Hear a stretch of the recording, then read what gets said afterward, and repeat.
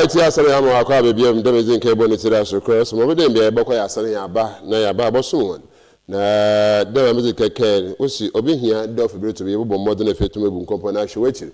Now, she had a school let me cray, Baza Pan, also to me as a boy, Moscow let me to none more at my cray, unintinner and down a pay, and my penny, Miss I make you remember her pass or bad.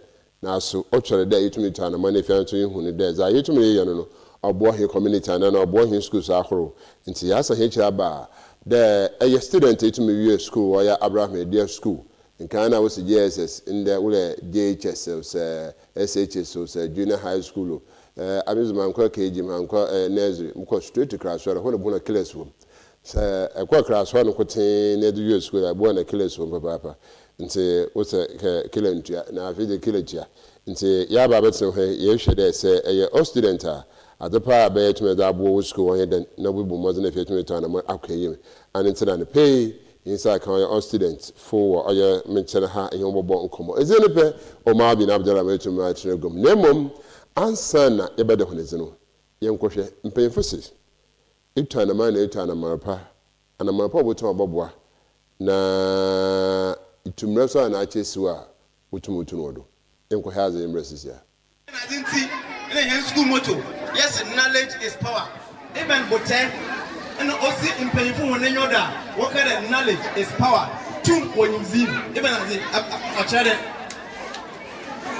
One another two, a chassis. Oh, Obianua. Oh, come watch us in Mono. This Obian Casada. Obi Pon try, let them try, Keke. Yes. Yes.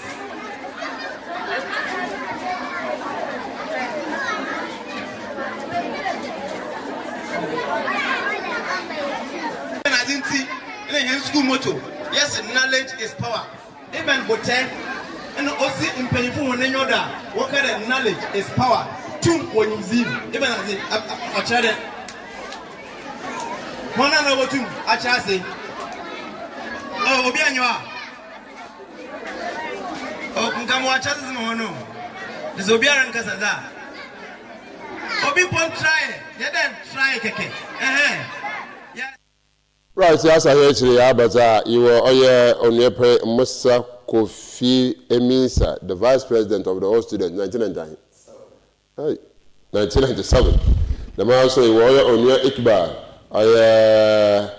AHMED. Now Abura, and I say, Marty, IQBAL AHMED is all your organizer. And say, yes, in Kenya, acquire vice president. Assalamu alaikum. Wa alaikum salam. Apo miezi. Yankopon adum Metron kati muhu sacha. Yemenadum, esesha wonka kankakra. Long time. Long time. Right. Iwa assalamu alaikum. Wa alaikum salam wa rahmatullahi wa barakatuh. Apo miezi. Yemenadum yeba. Alhamdulillah. Right. Right, so when you said that since Bentina or the Ibun Compo, you school of the 1997, Ibun Company, you coordinate Nayaka Dam at the Chase to my Moyo school. Okay. Zikano, Madawase or Aquina examen and pay. Ofi bicho bring you on there, baby, I yashasano. Yakwa na yokudu henyima. Mo wichino, I am kind and shadam ba. Because if you SSR, you were tertiary. Into the area, you do SHS one area, and Bui and Quantum Benyachi, name Moshe JHS. Into Oyaza, Oya and Badge, 1997. Yebo Bonhacha. Last year, Mponan Kaye, but and then could be BNB and Quay into me. Into this year, and President or Michael Brace. On Oshase, and Kakanga come in able to so Mama Yebodum Pempedo. Today, reunion. Ma yan badge ni na ma yan na YouTube be because you were school 28 years in. Okay. You baby been power. Yamena do binu abochi wo member. Nze na organa no. Yan kan yan mbom na yan hwe. But ye be kan yan aboma baby you were school no do itumi yakọ. Na ke bibi wo. Ma orders wo there ampara yan so ye were school. Ono ntina onom do ma ya yekui ye kan yan siboma. Obehia there ye boko back to bibi ya hyase. Na yitumi akoye bibi kakra ya ka share mo foma wonu nkran ma hon so wetum wabon mo zine wesuade na ma osi onyo dubia no wetum waye onte na onam doma yetum yesan ko nyenechi VP yesan yen shaz bi de bi baka chere me Roma age ni hiaja mo to ba mazama ni hinaja pressure bi ohno do there yentum yakwan kai da mazi na ababan there we are not part of we are not part of the community and there ya abandon all in school and the pressure bi hinado ya na etum ezekoi. Okay, pressure bi anda hendo. Pressure bi anda hendo. Sunday you feel there ekueku aye dondom oye ACHS squad eko tertiary aye oku bi na za aye dondom yenyuma enwona we ACHS wo ye mo schools say eko yen secondary schools a lot of developmental activities okodo no oye all students na wo front say yeso ye bu yen kon kwechira ye wona ye me na do me school a cheye nti pressure bi anda hendo oye azanya yetno ne hu ne no oye anamo na ode yetum yetu onti no de yetu the man will not tell them. Young share if he who 20 something years at American, as some bus go hand pay. Aban Zamani who there was when to my his school is out tomorrow. Okay, says no more your call no pay no more more a lot of infrastructures. First, no, we are a strong one there. Car corner out there a chirono. Nay, then be answer. Until I know you're open. Nti makepa those times nse ye bobo small compound no wonder car tum botwom na break na de but moko enu mu nde wama student no some privacy a wama bamba no ye na edom so aba school no ye nti sisi ya ne wo A na e wo B nti mu nde nyama rekodo agana ye besa ba VP na agana ye hwen how best it to me organize the museum tell Martin Creepy able to organize the museum ye bobu dem pempensia in the year to me ye boy kwani ye kwa ka museum madawase na mada etifu ina asase the ma and vice president okan o shase ma adono ye shase wa chere okay na no kwere ni azibiara obe no ne ye o ye zinenti okay so that mo kan last na nche ye pede ye zaire but wanye nti this year no ye jeyim ye hyen hu nkran dey say impe bie ana e ba asepo a ye ba hyase na ya ye mo ye afoforo fe ye me na adom akwa me ho kase nyina na ya kan ho abomeze but ye won kofo be ye 30 to 35 a nyina ye kan ho abom ya me adom a coming 27th of this December obia bio obia binu wokumase binu wonkan binu watakraze anya nyina yerba ye behia na moda ye no ekona ye foda ye bekan ye ho abom ne yetumi ya bo school no na anya aso ya bobo ye ho kankankra no ye ba fada mkwano do na ya boa nti mfi de ya bira papa but amina adu harakwa ye hu de manzama lokwa ne nzama lokwa enyim Yansha ye kwakishia hema from a azai to me come on na unkwanshe to mabam so school dem work no you A and B different leadership awutum no rent how need to me home from when you yeah adwene de mo from no e pede ye hye won kran because enya nyina ho na ye hye ase for class 1 ye hye ase wo KGBO ye the school 1997 nti say school nti yetum akan ho aboma na oda yetum ye bibi ma school no nti ye adwen there every class ye chase wa upper primary because man ye chase nti ade anwozen no ofum kakra nti ye start wa upper primary that's class 4 to class 6 class bia wo man na abofra obo no homozen wo ho na enso ye bibi kakra ye wo no ye fama oye abofra te dam no nti oye A and B no woman go for 12 bibi nkaka nkra o size book pen na mathematical set ya kaka ebo anu no ya me na adomara kwa ya zama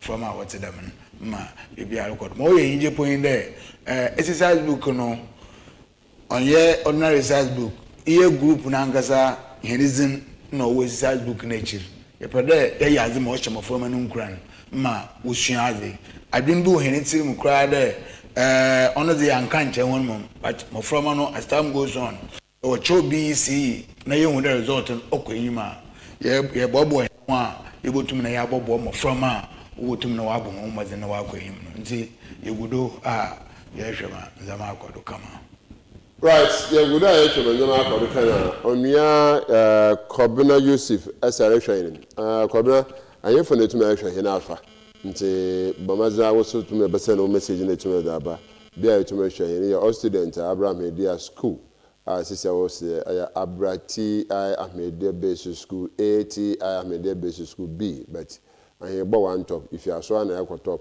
naturally Buyo School line, and the sister champion get a 2 minute abba.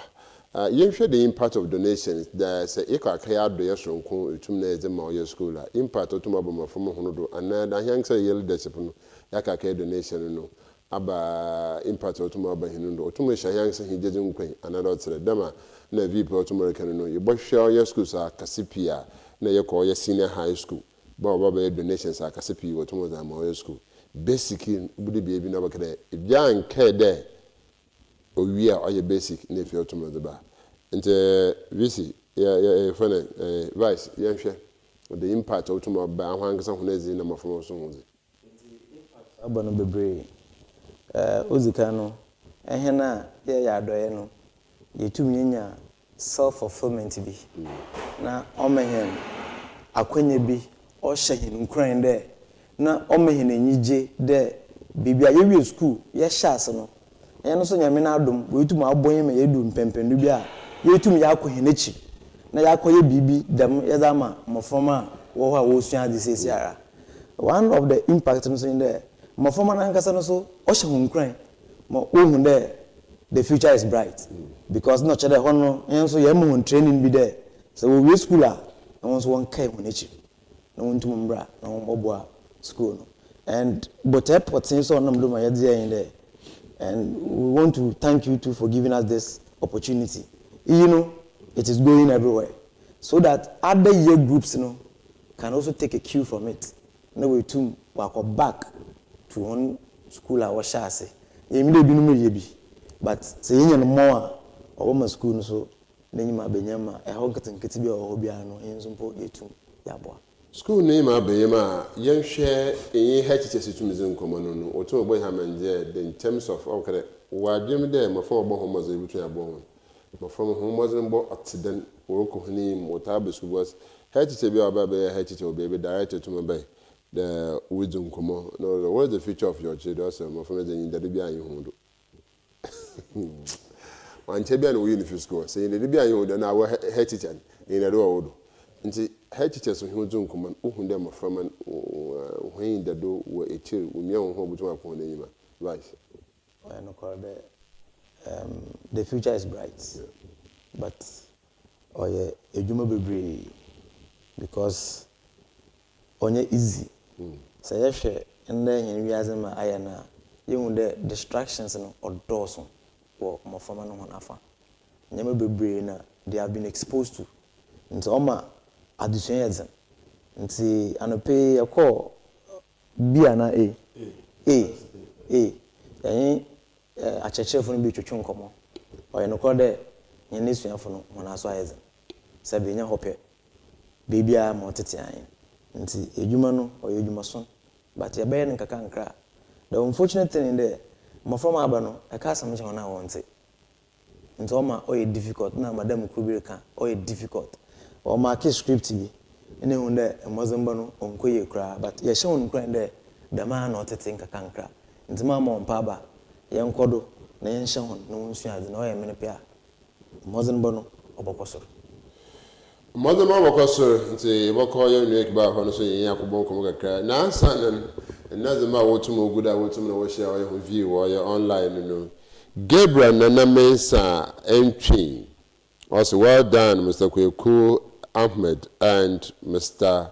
MUSAH Mami Sarah watching you live from Abura Gabriel Asana BBM also watching you live from Upper Dinchira West. Thank you Gabriel Dasi Mami Sarah Asana BBM also kudos my guys nti wa so bebe ahwe wo saka wo so etuma ahye sene what's isokania in fancy can ndia asem wo disi no sir ama etumi yehuza atum no ɔreyɛ nti woso sekelenka woso etumi ahyɛ ama onyanko abokosa TV Cape Coast wosa baka bebe wo bia ebotum na view here na afie etum na yakɔ hene nti yekɔ ɔyɛ IQBAL hɔ na afie etum na bisa no so ne sam wie bobo hin sam tofa na afie etum ya ama himudo wa yakɔ nti ɔno IQBAL yɛnhwɛ in terms of AHMED school bia asɔre with the madonter sorenizin the school no do in terms of my former 100 school that you was school for as Muslims each and every when in the man and an opinion of my message yo there this time is a young there or Muslim school no in the Maruko here time no in a hijab and zamano when you na uniform is so shabby them current uniform are blue and red no here's a non to them na oh yeah in Kano was offered when I didn't but in fact dress code no very nice na oh yeah Muslim school no there today many freedom of religion nti Ahmadiyya no we buim a Muslim ya a bogu veil and a Muslim and force but you call on me there almost every Muslim ma biano ogu veil a Christian na wala do person e bogua fine on ye aza oye nhye but you there oye asori school nti omama asori no boten jinadoma olukonem na mo ye hije po yin say etu salama assalamu alaikum student ni na wajedo mama amfa nka munumpo watakan mo ya amuka nti say a blend asori with school no so a hu there olukonem papa aka salamu no to salamu no to na yanfan kan na mo ya ban another ni na one but in shirano na ma odo so ro benya no awo enyan ndam pepepe say we should be have ya ya encourages kakra awo the ekura hia nim encourages so to ho ya school no pa wo kwai ya hwe wana the basic problem pa wo here oye school no na ifie na obemben ho no bi ho na ze onam de school no why inclusion into my ho no problem na da na bi headmistress Paul catch me there bia won yure na bi wo no obi bade oze container bill besi wo mo wente nti she's planning there obotum na why bibi o because later obi botum oze chaos another ibe besi wo nti no kwalini ho no problem ho paaye oye asewo no bia won toilet facility wa ze ba oye bia gata bi da no ekwanyi the big problem ho say de le bibia ho a won de anwa wotete wo no na wore ho adwen na afrechi wo so a frankly speaking nzama wo ye ho no onkoye nzama wo ye ho no muntum ngine free do nka because ode aban another municipal wo bam nemfi say fence wall bia yeto no ho kama school no na so o hyedem dema bi ni hye no obandama oboboa but say as yebaka de so on bad problem kakra on makan according to headmaster of the school A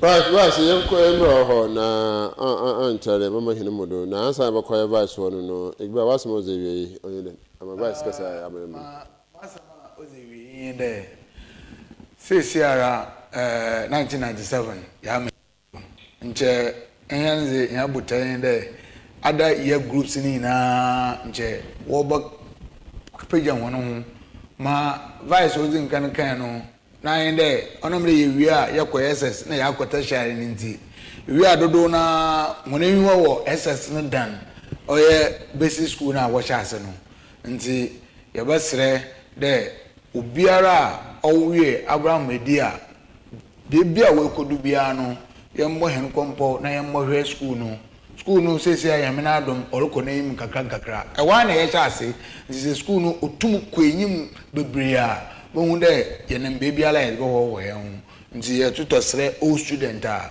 o ye seniors na ye juniors a o he na chirin na de ye basra won de won so won kaka won na won bo school no na nkura o ye ko no wozim morkutu in prayer for the was in crossing your bahu and a chawa Christian from Australia who sent a communion for kid them. And say, you have to hear me that now who knows about oil online so oil on your mark brace. I'll say, okay, Prezo. All our sharing also, we are proud of you all and say, that's a Prezo also more of him. In the Brazil, also on a link in Bomazan share for call baby. Next time, we'll be donation of our friend. And say, your name, I'll call advice or now I'm born some tough and if you to me, I'm oil him. Okay. You're some tough on Yabadawas. Right. And Costa TV as the woman and them Aquina or to them. You know, so papa. Yabafa, them Aquina so do not. Ya come for Chechen 1997 year group no. Yentum Basin. Right. In fact, the commitment is very high. We are coming from far, but yan Anwokaka, yan President Nankasa, Michael Breeze. In fact, he has done a lot. He has put all of us together. Okay. Odu Bibi na Abura, but honor na waya Manyamina Admehin na Khadija, because of Basin major organism, but we are doing so well. Then you may like a sock. And so you're about to tell us to be there on fan kind of plans on. You may admire 27th. Young share 97, but 27 be our school about me, they be available. Nefis or benefits of Botuma Bar. And teacher for no Nazin as a Botuma Bar. We are making arrangement. On Bacayansa. You don't know money, you know, no, you have been able to me. Yafa, Abura, Media, Wafanet and Pefra.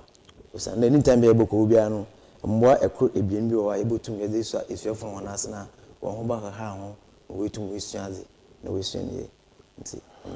Right, so how did you have seen? I want to ask President, the ban about some more of him, the mouse, and I'm also watching from Accra, President, your corporation of Papa. The mass of homecoming 1997-year group, all the way, and part, sir.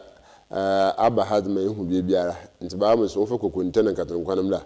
Sana kukuntana katunkwana ana oba represent in atare na yetumi share nti result wa say to my kai nti yaba mazele fi yetumi share bada wona spa papa wotumo ba oya onua MUSAH AMISSAH oya vice president na ma so onua IQBAL AHMED no so oya organizer 1997-year group abakoso mi ndo aba abotro no oya Kosa TV abada ho afibọ ma de biara abobo oya 1997 and na da bobo Kosa TV no. The footage will be there, YouTube will be there. Into Badamasi, into Yena area school. That's area school. We are all part of the team. We are all part of the family. Abazina year to me into 1997 for Wabakas and Venuda. Our 1994. I want to say that Wotumurian, now when there when we are a team, communication is very, very, very, very important. Don't let communication the details because I can't be buffer workers. I'm a book to my bar.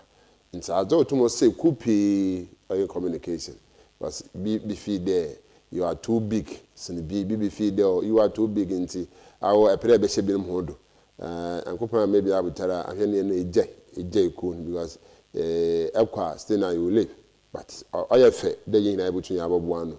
Nti ayeka sese no everybody calbe everybody to fembe everybody tricycle be everybody tasan mbe adibi adibe bia ano mo yan ko so ne da no so odene cherote be no so ntomo nso mo bu ano obuto oboboa working together is very, very important. Nti our baby aka donation and baby nti na 1994 so wo so asan we send from ente president Ahmed Ampa he was executive senior for Mohammed na bia ko. But the team at the payment, some who heard Master Benny, Benny as Papa Susan, no say better than us. What's it to me? Ability to me, Shank, can't hold good hours or your Facebook, no. Your coupon show, the master YouTube will say a coupon show for Papa. Mrs. Omar Bin Abdullah, or your too far and appear before the person. I'm going to say, I'm going to share measures on you, bye bye.